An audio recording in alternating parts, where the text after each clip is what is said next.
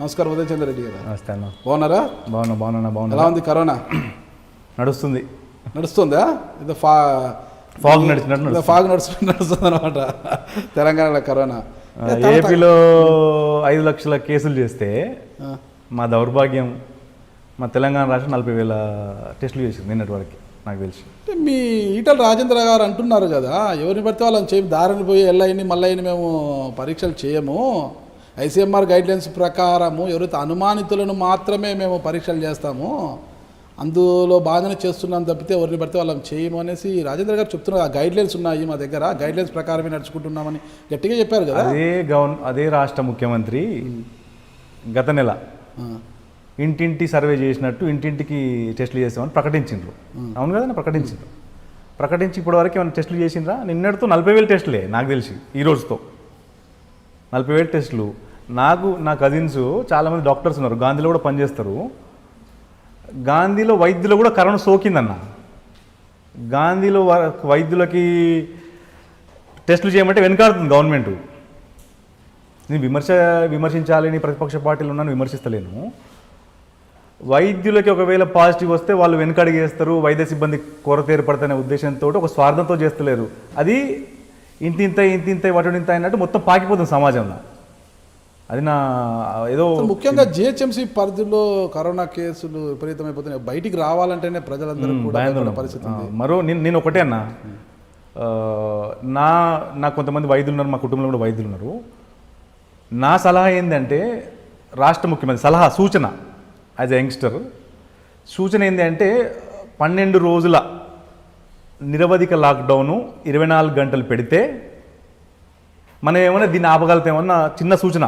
నిత్యావసర సరుకులన్నీ కూడా ఇంట్లోకి తెచ్చి 12 రోజులు 24 గంటల నిరవధిక లాక్డౌన్ విధిస్తే దీన్ని ఏమైనా తగ్గించే అవకాశం ఉంటుందన్న. దీనికి ప్రజలందరూ కూడా సహకరిస్తారు. ఎందుకంటే మరో ఇటలీ అయ్యే ప్రమాదం ఉంది. తెలంగాణ మన ఇండియా శవాల దిబ్బ అయితే అయ్యే అవకాశం ఉంది. అందుకే నాకు రాష్ట్ర ముఖ్యమంత్రి గారికి, కేసీఆర్ గారికి, ఆయన మంచి ఉద్యమ నాయకుడు. కేసీఆర్ గారు అంటే నాకు కూడా అభిమానము, వాళ్ళ కుటుంబంతో కూడా నాకు కూడా సన్నిహిత సంబంధాలు ఉన్నాయి. కాంగ్రెస్ పార్టీ కదా, నాకు వ్యక్తిగత సంబంధాలు వేరు, రాజకీయాలు వేరన్న.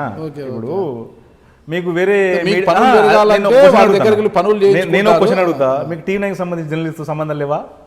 ఉంటాయి మరి, కామన్ కదన్న. రాజకీయాలు వేరు, స్నేహాలు వేరు. నాకు చాలా మాకు వృత్తిపరము మీడియా పరంగానాక మేము షేర్ చేసుకుంటాం. ఏదన్నా కూడా మా ఆలోచనలు కావచ్చు, ఏదైనా సబ్జెక్ట్ కావచ్చు, అంశాల పరంగా కావచ్చు, ఏదైనా షేర్ చేసుకుంటాము. సబ్జెక్ట్ ఒక అంశం జరిగింది, ఒక ఇన్సిడెంట్ జరిగింది, ఆ ఇన్సిడెంట్ని షేర్ చేసుకుంటాం. అన్న అక్కడ జరిగింది ఫలానా ప్రమాదం, అలాంటి మీరు షేర్ చేసుకుంటారా అంటే? అన్న షేర్ చేసుకుంటామన్నా.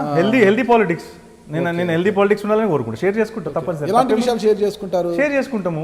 అంటే పలానా చోట భూమి ఉంది, దందా నువ్వు నాకు భాగస్థుడైతే మీకు ఎవరు చెప్పిండ్రో కానీ వాని దందాలు పట్టుకొని. దందా వేరు, వ్యాపారం వేరు. భూదందాలు అని మీ మీడియా వాళ్ళకి అలవాటైంది బాగా. భూదందా వేరు, భూ వ్యాపారం వేరు. అవును కదన్నా. భూదందా అంటే అన్న మా కుటుంబ నేపథ్యం చెప్తాను నేను. మాది పూర్వపు నల్గొండ జిల్లా, ఉమ్మడి నల్గొండ జిల్లా, ప్రస్తుత యాదాద్రి భువనగిరి జిల్లా, ఆలేరు నియోజకవర్గం, మూటకొండూరు గ్రామము. ఇప్పుడు మన హెడ్ క్వార్టర్ అయింది కొత్తగా అది. మా తాతగారు చామల లక్ష్మీనరసింహారెడ్డి అని చెప్పి అప్పట్లో పటేలు పట్వారి వ్యవస్థ ఉన్నప్పుడు తన సర్వస్వం, మా కుటుంబానికి సంబంధించిన సర్వస్వం, పేదల కోసం సర్వస్వం దారబోసిన గొప్ప నాయకుడు అని గర్వంగా చెప్పుకుంటాను నేను. అలాంటి నీ భూదాన్ని ఎందుకు చేస్తానా అంటే, ఆ రోజు తాత దారపోషాడు కావచ్చు, అలాంటి భూములన్నీ తిరిగి మీరు స్వాధీనం చేసుకోవడానికి ప్రయత్నిస్తారేమో కదా. ఆయన రక్తమైన. ఎందుకంటే చిన్న అనుమానం, ఎందుకంటే నాకు టీఆర్ఎస్ పార్టీకి సంబంధించి ఒక మిలేనియర్ రౌడీగా పేరుగాంచిన ఈసీఐఎల్కి సంబంధించిన ఒక శ్రీనివాస్ అనే వ్యక్తితో కలిసి మీరు రియల్ ఎస్టేట్ దందాలు చేస్తున్నారు. ఇక్కడంతా కూడా రియల్ ఎస్టేట్ వ్యాపారం చేస్తున్నారు. కానీ ఆ వ్యాపారంలో దందాలు కలిసి వస్తున్నాయంటే, పేదల భూములు కబ్జా చేయడము, ప్రభుత్వ భూములు కబ్జా చేసుకోవడము, దానికి అనుమతులు తీసుకొని ప్లాట్లేసి అమ్మడము, చేతులు మార్చడము, ఏదైనా ఇద్దరి మధ్య భూ వివాదం ఉంటే అందులో మీరు తల దూర్చి వారికి పావలానో పరకు అందజేసేసి మీ వాళ్ళ భూములన్నీ మీరు కాజేసుకోవడము, ఇలాంటివి జరుగుతున్నాయి. ఎందుకంటే అక్కడ టీఆర్ఎస్కి సంబంధించిన మిలియనీర్ రౌడీగా ఉన్న శ్రీనివాస్ గారు మీతో చేయగలిపారు కాబట్టి అధికార పార్టీ అండదండలు ఉంటాయి, మీకు ప్రమాదం ఉండదని అతనితో కలిసి ఒక ప్లాన్ ప్రకారం మీరు అతనితో కలిసి దందాలు చేస్తున్నారు అంటారు. అంటే గతంలో మా తాత భూములు పోగొట్టాడు, ఇప్పుడు నేను భూములు సంపాదిస్తాను అనే ధోరణిలో మీరు ముందుకు పోతున్నారు అంటున్నారు. నేను ముందు ఒక మాట చెప్పినాను మీకు. భూ దందా వేరు, భూ వ్యాపారం బరాబర్ భూ వ్యాపారం చేస్తాను నేను. తప్పేముంది? అదే బరాబర్ భూ దందాలు కూడా చేస్తున్నారు అంటున్నారు అనమాట రౌడీతో కలిసి. ప్రూవ్ చేయండి. ఇప్పుడు నేను ప్రతిపక్ష పార్టీలు ఉన్నా, అధికార పార్టీ టీఆర్ఎస్, నా మీద కేసులు పెట్టి బొక్కలు ఏమనన్నా? కానీ అవతల మీరే అన్నారు కదా, ఇప్పుడు కేసీఆర్ గారి కుటుంబంతో నాకు మంచి సంబంధాలు ఉన్నాయి, చాలా దగ్గర సంబంధాలు ఉన్నాయి అని అంటున్నారు. మరి అదే పార్టీకి చెందిన శ్రీనివాస్ గారితో మంచి పరిచయాలు ఉన్నాయి, మీకు అడ్డు వదిపేడు ఉంది అన్నా. ఆయన నేను మిలీనియర్ రౌడీ అని ఎవరు చెప్పారు నాకు తెలియదు, కానీ అంటే అది మామూలు అంటుంటారు, ఇక్కడ హైదరాబాద్ అంటుంటారు మిలీనియర్ రౌడీ అయినా అది అనేసి. శ్రీనివాస్ ఈసీఎల్ ప్రాంతంలో ఆయన చెప్తే ఒక 50-60 వేల ఓట్లు టర్న్ అయ్యే అవకాశం. చాలా మంచి గొప్ప వ్యక్తి అయినా, మంచి నా కుటుంబానికి అత్యంత ఆప్తులు. భూ వ్యాపారం భూదందా మరోసారి అనకూరు నాగరాజ్ అన్న మీరు దయచేసి. ఆయన ఏషియాస్ బిగ్గెస్ట్ కోల్డ్ స్టోరేజ్ నిర్వహిస్తున్న గొప్ప వ్యాపారవేత్త ఆయన. సరే మేము వ్యాపారం చేసుకుంటాం, తప్పేం లేదు కదన్న. ఇప్పుడు టీఆర్ఎస్ నాయకులు చేస్తలేరా, బీజేపీ నాయకులు చేస్తలేరా? సంపాదించుకోద్దా? చిన్న ఎగ్జాంపుల్ నేను చెప్తున్నాను మీకు కూడా, మిమ్మల్ని ఎందుకు అలా అనాల్సి వస్తుంది అనేసి. మీరు ఉమ్మడి నల్గొండ జిల్లాకు చెందిన, అంటే ఆలేరు నియోజకవర్గము మూటకొండూరు గ్రామానికి చెందినవారు మీరు. అప్పుడు మీ తాతల కాలం తర్వాత మీరు అక్కడ నుంచి భువనగిరికి వచ్చేసినారు. భువనగిరి ఇప్పుడు ప్రస్తుతం హైదరాబాద్లో కాపురం ఉంటున్నారు. ఓకే, బాగానే ఉంది అంతా కూడా. ఇక్కడికి వచ్చిన తర్వాత మీరు ప్రధానంగా స్నేహం చేసింది కల్వకుంట్ల కన్నారావు గారితో. కల్వకుంట్ల కన్నారావు అంటే తెలంగాణ రాష్ట్రంలో ఒక చిన్న సైజు డాన్గా పిలువబడుతుంటారు. ఆయన ఎవరు అనేది అందరికీ తెలుసు. గతంలో ఆయన నయీం కావచ్చు, అంబర్పేట శంకర్ గారు కావచ్చు, వీళ్ళందరితో కూడా మంచి సంబంధాలు ఉండేటివి అవి ఇవని అంటుంటారనమాట. ఇక్కడ ఇప్పటికే రాష్ట్రంలో వివాదాల్లో ఉన్న భూములకు సంబంధించి దాదాపు 1000 కోట్లకు పైగా అగ్రిమెంట్లు చేసుకున్నారు కన్నారావు గారు. 1000 కోట్లకు పైగా సంబంధించిన భూములకు సంబంధించిన అగ్రిమెంట్లు చేసుకున్నారు. మొత్తం ఇదంతా కూడా భూదందా వ్యవహారం అంటారు. అలాంటి కన్నారావు గారితో మీకు అత్యంత సన్నిహిత సంబంధాలు ఉన్నాయి.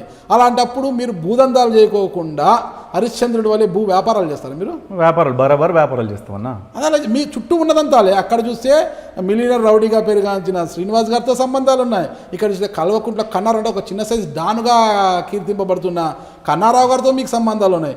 వారిద్దరి మధ్యలో ఉన్న మీరు మాత్రం సత్య హరిశ్చంద్రుడు ఎలా అవుతాడు, ఒక రాముడిలో ఎలా ఉంటారు మీరు? మన చుట్టూ ఉన్న వాతావరణం ఒక పని చేస్తా. మీరు మీడియా, మీకు నెట్వర్క్ లేని ప్లేస్ ఉంటుంది కదా, ఆ 1000 కోట్లకు సంబంధించిన అగ్రిమెంట్లో ఒక్కసారి ప్రూవ్ చేయండి. 500 కోట్లు నేను కన్నారావుతో చెప్పించి మీకు రాపిస్తా. నా ఐ డ్రీమ్ నాగరాజ్ పేరు మీద అగ్రిమెంట్ చేపిస్తా. కన్నారావు గారి ఇంటర్వ్యూలో ఈసారి దాన్ని చూపించే ప్రయత్నం కూడా నేను చేస్తాను. ఇది చామల ఉదయ్ చందర్ రెడ్డి గారి ఇంటర్వ్యూ. అందుకు సంబంధించి మీకున్న అనుబంధం ఆయనతో అలాంటిది, ఆయనపై ఇలాంటి ఆరోపణలు ఉన్నాయి నేను చెప్తున్నా. ఆయనతో నేను ఇంటర్వ్యూలో కూర్చున్నప్పుడు ఖచ్చితంగా ఈసారి ఆ అగ్రిమెంట్ తెప్పించే ప్రయత్నం కూడా నేను చేస్తాను. ఎందుకంటే అవి కూడా పెట్టుకొని చూపిస్తే బాగుంటుంది. కానీ కన్నారావు గారితో మీకు మంచి అనుబంధం ఉందా లేదా? చాలా సన్నిహిత సంబంధాలు ఉన్నాయి. గత కొన్ని సంవత్సరాల నుంచి వాళ్ళ కుటుంబానికి మా కుటుంబానికి అత్యంత సన్నిహిత సంబంధాలు ఉన్నాయి. మేము యాదగిరిగుట్ట ప్రాంతంలో చండీ యాగం చేసినాం. అందరూ బాగుండాలి, అందులో నేను ఉండాలని ఒక మంచి ఉద్దేశంతో అత్యంత వైభవంగా వాళ్ళ కుటుంబం, ముఖ్యమంత్రి గారు రావాల్సి ఉండే కానీ ఎందుకో రాలేదు. అప్పుడు వాళ్ళ కుటుంబం, వాళ్ళ అక్కలందరూ వచ్చిండ్రు. 3 రోజులు అత్యంత వైభవంగా చేసినాం. ఆధ్యాత్మిక ధోరణి ఉన్న ఒక్కరికి ఇలాంటి బుద్ధులు ఉండవన్న. ఆధ్యాత్మికత ఎక్కువ మాకిద్దరికి కూడా.